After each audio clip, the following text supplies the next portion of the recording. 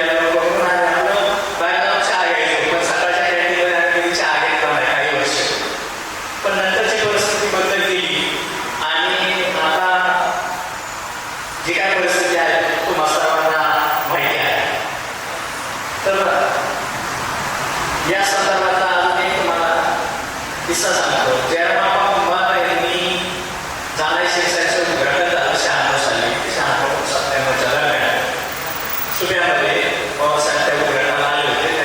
त्यांनी काही जाहिराती घेण्यास जाहिरात विभागाच्या माणसांना मदत केली. तर ते ज्यावेळेस सकाळच्या संपादकीय विभागाला कळाले की जयराम कुंभार यांनी जाहिराती गोळा केलेल्या आहेत, जयरामप्पाचं काम थांबवलं होतं सकाळपासून.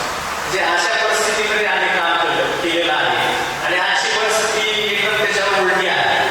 फारच फरक आहे या तुम्ही त्याच्यामधला. आम्ही बातम्या कशा गोळा करायचो, पुण्याला कशा पाठवायच्या, मला विजयरावांनी सांगितलेलं आहे. त्याच्यात परत मी जाणार नाही. फॅक्स बोर्ड या सर्व गोष्टी त्यावेळेस आम्हाला मिळलो. ज्यावेळेस लोकमत आलं त्याच्यानंतर मला सकाळपासून फॅक्स दिला होता. पुणे जिल्ह्यात आजच फॅक्स दिली होती बातमीदारांना, त्याच्यात मी एक होतो. बातम्यांचा फ्लो असल्यामुळं आणि माझ्या आजूबाजूला फॅक्सची सोय नसल्यामुळं मला तो फॅक्स दिला गेला होता. पण माझ्या घरी फॅक्स आहे याचं फार मोठा अनुभव त्या काळामध्ये होतं. आणि फार आपण काहीतरी मोठे पत्रकार आहोत की काय किंवा आपण फार टेक्नॉलॉजीमध्ये आलो असं ते त्यावेळेस वाटायला लागलं की आपल्या घरी फॅक्स आला. फॅक्स करण्यासाठी पूर्वीच्या काळी 10-20 किलोमीटरवर जावं लागायचं, जवळ जावं लागायचं. घरी ही सोय नसेल तर सरळ बातमी फोटो घ्यायचे, पुण्याला जायचं, फोटो धुवून घ्यायचे, मग सकाळ ऑफिसमध्ये जायचं, बातमी द्यायचं, रात्री शहरी घ्यायचं. हा सगळा असा कार्यक्रम त्यावेळेस चालू असायचा. खूप अडचणीच्या काळामध्ये ती बातमीदारी होती. पण आताचा काळ फार बदललेला आहे. सर्व सोशल मीडियाचं युग आहे. बातमीदारी सोपी झालेली आहे. पूर्वीच्या काळी मी आणि विशेषाला दोन सोडलं तर आम्ही दोघंच या भागामध्ये बातमीदार असायचो. नंतर विजयराव आले, गोडके साहेब आले, सापरावले आले, असे खूप ग्रामीण भागातले बातमीदार वाढत गेले.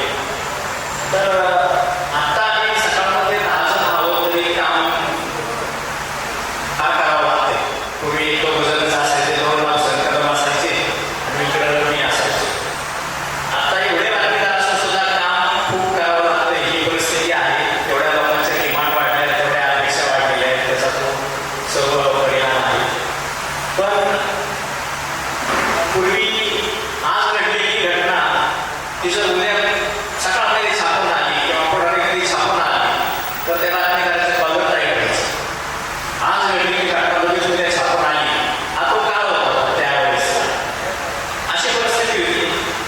आता परिस्थिती बदलली सोशल मीडियामुळे, वेब पोर्टलमुळं.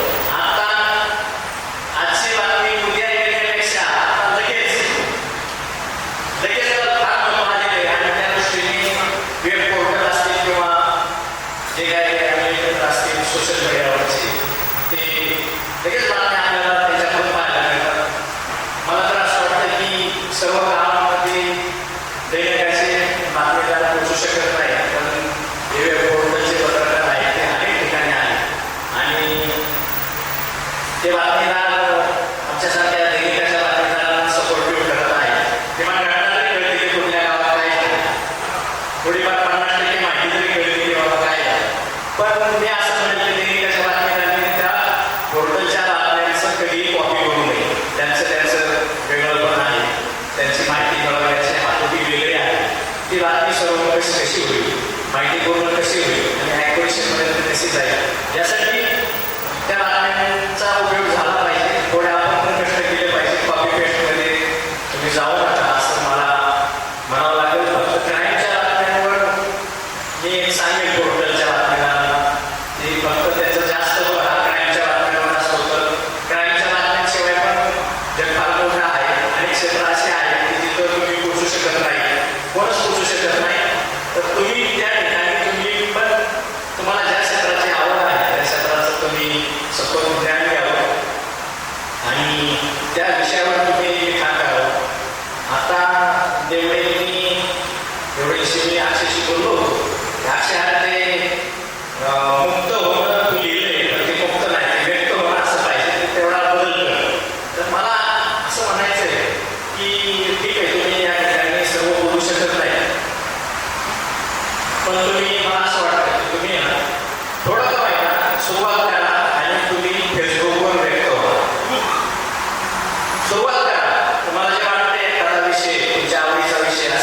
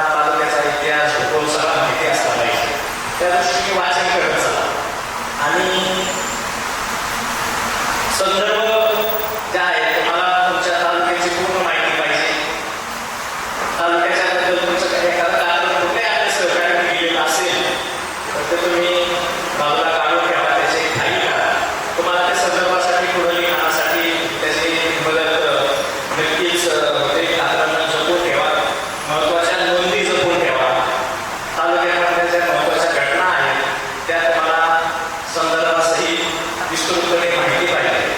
शेतकरी संघटनेचं आंदोलन 2003 साली दौंड तालुक्यामध्ये झालं. ते कसं झालं होतं, येवळचे पोलीस स्टेशनमध्ये जाळपोळ झाली होती, ती कशी झाली होती, का झाली होती, हे जरी आज नवीन पत्रकार आता काल 2-4 वर्षापूर्वी जरी पत्रकार आलेले असतील तरी त्यांना या तालुक्यातल्या महत्त्वाच्या घटना या माहिती पाहिजे. त्याच्यावर त्यांचं लिखाण असलं पाहिजे. कात्रण आणि नोंदणी याच्यावर मी सांगतो की 2 वर्षापूर्वी पारगावात 7 जणांचा हत्याकांड झालं आणि त्याच्यात 3 वर्ष अगोदर भगवान गंगराज ते हयात राहिले त्यांनी एक बातमी फेसबुकला टाकली होती जी 1981 साली घडलेली होती. सॉरी 1981 साली घडलेली होती की भीमानदीमध्ये 7 जणांना जलसमाधी मिळाली आणि त्याच घटनेच्या 1 किलोमीटरवर ह्या 7 जणांचा हत्याकांड घडलेलं होतं. आता ती बातमी मला आवडल्यामुळे मी त्याच वेळेस मी पण ती शेअर माझ्या फेसबुकला शेअर केली होती. तर ती माझ्या फेसबुकला होती, भगवान गंगराजांच्या फेसबुकला होती. पण आपल्या इथं घडलेल्या घटनेचा कनेक्शन अगोदरच्या काही काळामध्ये लागू शकतो का याचं पण तुम्ही चाचपणी करत जा. त्याच्यामध्ये छान बातम्या तयार होतात. त्याचं ते एक उदाहरण आहे. दुसरं उदाहरण म्हणजे अगदी अलीकडच्या काळात त्यांनी तुम्हाला दिली की विधानसभा निवडणुकीच्या निकालानंतर मला निळू फुलेंची एक क्लिप फार आवडली. त्याच्यामध्ये मुख्यमंत्री शिंदे आजारी पडल्याचा उल्लेख होता. मला खूप क्लिप आवडली. मी ती माझ्या फेसबुकला शेअर केली. चला आपल्या फेसबुक जे आहे त्यांना ती ऐकायला कळलं म्हणून मी ती आणि मला माहीत होतं सिंहासन चित्रपटाचं चित्रीकरण काही चित्रीकरण थोडंच एवढं झालं तेवढं मला माहिती होतं. मी ती फेसबुकला टाकल्यानंतर संदीप चाफेकर यांनी त्याच्या खाली दिलं कमेंटमध्ये यवतमाळवासी 2 शब्द लिहिले. तो शब्द वाचल्याबरोबर माझं सुरू झालं आणि मी रात्री 10:30 वाजता सिंहासन पिक्चर पुन्हा एकदा बघायचं ठरवलं. रात्री 10:30 वाजता पुढचे 2.5 तास शेवटपर्यंत सिंहासन पिक्चर पाहिला. दुसऱ्या दिवशी सकाळला बातमी लिहिली आणि ती सापडली. हे आले काय आणि ती आले काहीच फरक पडत नाही सामान्य वापरायला. फेसबुक, व्हॉट्सअप किंवा ह्याच्या गोष्टी आहेत याच्यावर ज्या काही माहिती येत असतात त्याच्याकडे पण तुमच्या अगोदर बघितलं पाहिजे की बाबा याचा आणि आपल्याला याचा काही संबंध आहे का. तर ते पण आपण फक्त वाचून सोडून नाही घ्यायचं. एवढी मोठी बातमी संपूर्ण राज्यभर बातमी केली. मला ऑफिसमध्ये काही जणांना आमच्या सहकाऱ्यांना संपादकांना फोन आला की ती क्लिप आम्हाला द्या म्हणून. ऑफिसमध्ये ज्यांनी मागितली त्यांना ती क्लिप पाठवली निवडणुकीची. तर 1-2 शब्दावरून ती बातमी माझी तयार झाली होती. असंच दुसरी बातमी होती की 3च मंत्री बरेच दिवस होते आता मधल्या काळामध्ये पुढचा प्रयोग ज्यावेळेस झाला 78 साली. खरंच तुम्ही फेसबुकला ते खूप मोठं प्रकरण आहे, रंजक प्रकरण आहे, तुम्ही ते ऐकाले. तर मला ते क्लिक झालं की अरे पुढचं ज्यावेळेस सरकार आलं त्यावेळेस 5च मंत्री होते आणि त्यावेळेस पण अधिवेशन चालू होतं. तर मग मला त्याच्यावर क्लिक झालं आणि मग माझ्याकडं पुढचं प्रकरण मी वाचून मी तयार केलं माझं प्रकरण नाही. मला काय टाकलं त्याचा आवाज नाही काय त्यातलीच काय माहिती काढली आणि ती सकाळला पाठवून दिली.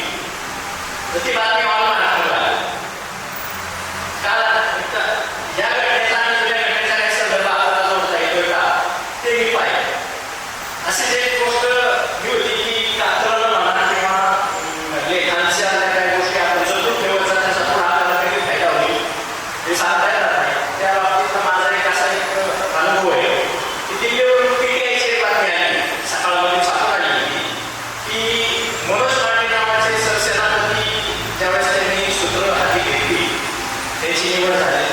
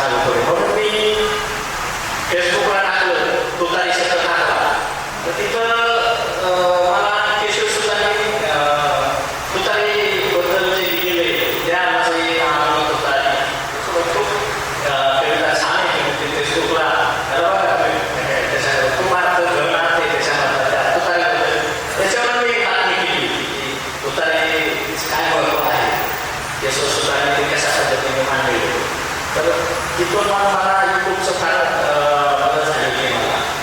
त्याच्यानंतर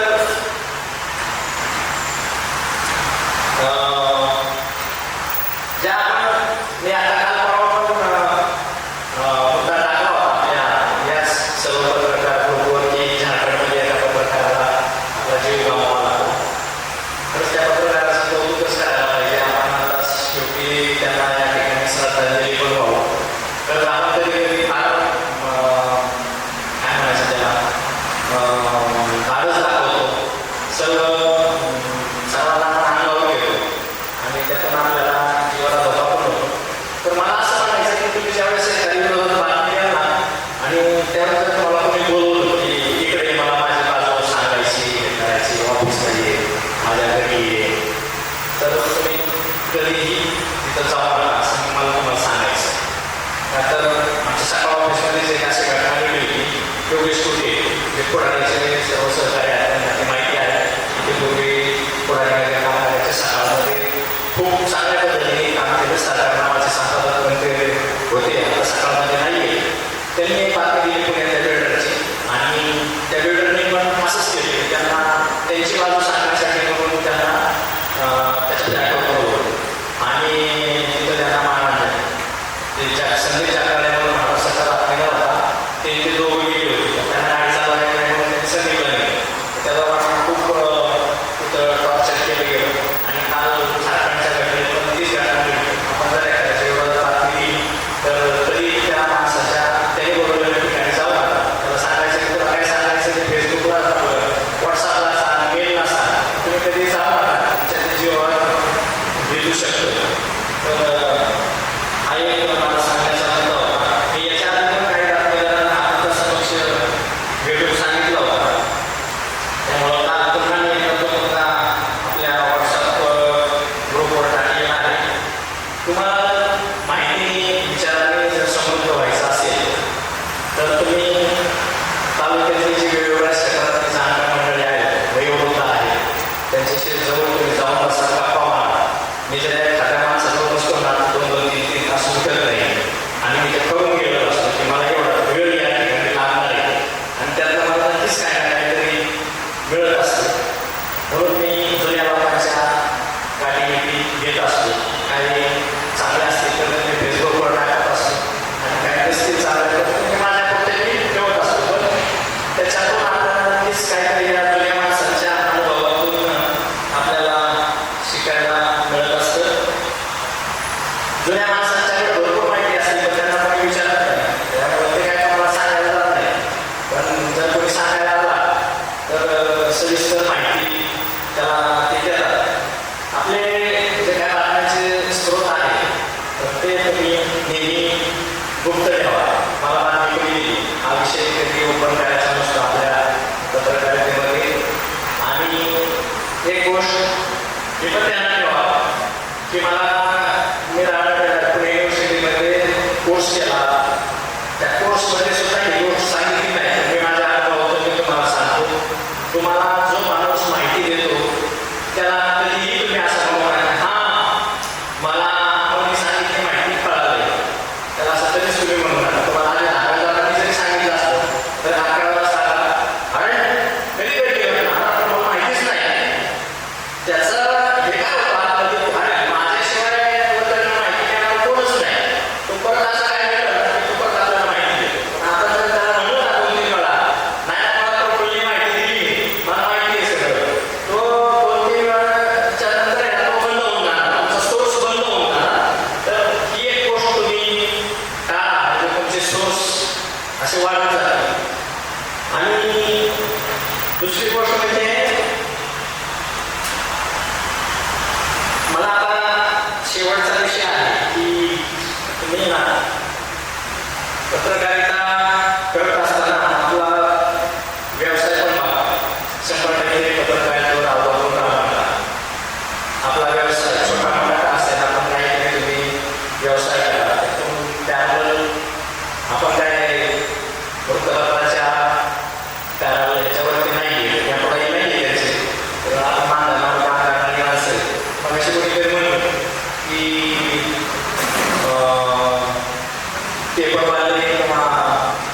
मीडियावाल्याला आपण अडचणीत आला तर कोणी मदतीला येत नाही, त्या आधी करेल. मोठ्या मोठ्या देवाला हीच परिस्थिती आहे, काय वेगळी नाही. मला वाटतं जनप्रवासात कोणीतरी सांगत होतं की अशा घटनेमध्ये मदत होत नाही. जनप्रवासाचा विषय नाही, मोठ्या घरांचा पण हाच विषय. त्या बातमीला स्वतःलाच ते सगळं निपटावं लागतं. एक 2-3 वर्षापूर्वी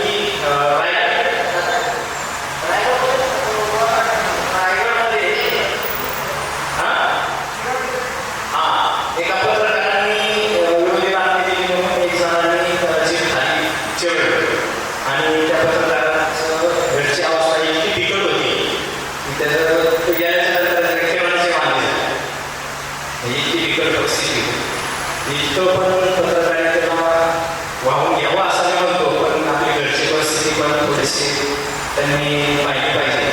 त्याच वेळेस खरं तर मी एक छोटासा लेख लिहिला होता आणि तो शेअर करता तारीख होती 2 नोव्हेंबर 2023 साली. हा एक छोटासा लेख लिहिला होता, शेअर करता राहिला तसंच राहून गेला. आज मी इथं जाणार आहे, तर आपण या ठिकाणी लेख वाचूनच दाखवतो. वेळ खूप झालेला आहे, बोलायला लागलं तर ते अजून वेळ जाईल त्याच्यामध्ये. पत्रकारिता या क्षेत्राला एक ग्लॅमर आहे. या ग्लॅमरला अनेक पत्रकार बळी पडत आहेत. या ग्लॅमरपुढे आपल्याला आपले आरोग्य, मुलांचे पालनपोषण, त्यांचे शिक्षण, कुटुंबाच्या जबाबदाऱ्या सुद्धा नियम वाढत असतात. ग्लॅमरमध्ये आपण खूप वाहत जातो. ज्यावेळी या ग्लॅमरचे वास्तव लक्षात येते त्यावेळी वेळ निघून गेलेली असते, जबाबदाऱ्या वाढलेल्या असतात. एखादा मोठा खर्च अचानक आला तर आपण सैल होतो. ज्यावेळी आपण तरुणपणात असतो तेव्हा जबाबदाऱ्या, खर्च कमी असतात, एकत्र कुटुंब असते, त्यामुळे त्याची तीव्रता लक्षात येत नाही. पण वय वाढत जाते तसे खर्च वाढतात. अशा वेळी मागे वळून पाहिजे तर खूप काही गमावण्याची सहज मनात राहते. लोक आपला वापर करून घेतात, आपल्या खांद्यावर बंदूक ठेवतात, हे लक्षात आलं पाहिजे. आपल्याला वापरण्यासाठी काही लोक आपल्याला सर किंवा साहेब म्हणत असतात. पत्रकार साहेब फार बिझी असतात, पत्रकारांना खरा माहीत असते. 4 चौघात आपली खोटी वावा केली जाते. याच गोष्टींनी आपले मन सुखावते आणि आपण आत्महत्या सोडून पत्रकारितेमध्ये वाहत जातो. आपण या ग्लॅमरच्या बाहेर निघतच नाही. आता हे सरसकट होते का, तर मी म्हणेन अजिबात नाही. काही जण पत्रकारिता आणि आपला नोकरी व्यवसाय यांचा बॅलन्स सांभाळतात. ते खरे कौशल्य आहे. छंद म्हणून किंवा गरज म्हणून काही वेळ हे पत्रकारितेला द्यावाच लागतो. याबाबत दुमत नाही. सध्या जाहिरातीचे युग आहे. दैनिकांना जाहिराती हव्या असतात. जाहिरात विभागाला त्यांच्या वरिष्ठांनी टार्गेट दिलेली असतात. त्यामुळे आपल्या मागे जाहिरातीचा व्यवसाय चांगला होतो, मात्र तो पुरेसा आहे का, बारमाही आहे का, जाहिरातीची वसुली होते का, याचा विचार झाला पाहिजे. जाहिरात विभागाचे साहेब फार मागे लागले म्हणून कोणाच्याही जाहिराती आग्रह करून घ्यायच्या आणि मग वसुलीसाठी त्यांचे उमरे झिजवायचे, हा व्यवहार शेवटी हातभागत्याचा करतो. नंतरच्या काळात वसुलीसाठी मागे मग पदरपड करून जाहिरातीचे पैसे राहावे लागतात. अशा परिस्थितीत आपल्या कुटुंबाची आर्थिक गणित विस्कळीत होऊन जाते. आपण काम खूप करत आहे असे कुटुंबाला दिसत असते, पण हाती काहीच लागत नाही. एक वेळ अशी येते की कुटुंबाने आपली चूक ओळखलेली असते. कुटुंबाला आलिशानमध्ये ठेवलेच पाहिजे असे मी म्हणणार. माझा सांगण्याचा उद्देश हाच आहे की ग्रामीण पत्रकारिता करत असताना त्याबरोबर आपण आपला व्यवसाय निवडून तो चिकाटीने केला पाहिजे. आपल्या संपर्काचा आपल्या व्यवसायात फायदा झाला पाहिजे. एक निश्चित उत्पन्न कुटुंबाला मिळाले पाहिजे, याकडे लक्ष द्या. तुम्ही कितीही मोठे पत्रकार असाल, पेपर मोठा असू द्या, लोकांना त्याचे काही घेणे नाही. लोक फक्त तोंडावर स्तुती करतात, मागे वाईट बोलतात. एखाद्या विषयाची तड लावण्यासाठी आपण किती वेळ दिला, किती झिजतो, किती खर्च केला, याचे काही सूत्र समोरच्याला नसते. हे मी त्यावेळेस सांगितलेलं होतं, तुम्हाला आता वाचून दाखवलेलं आहे. मी तुमचा या ठिकाणी बराच वेळ घेतलेला आहे. पुन्हा एकदा या ठिकाणी संयोजकांचं आम्ही आभार मानतो, कौतुक करतो. मला या ठिकाणी बोलण्याची संधी दिली त्याबद्दल मी संयोजकांचे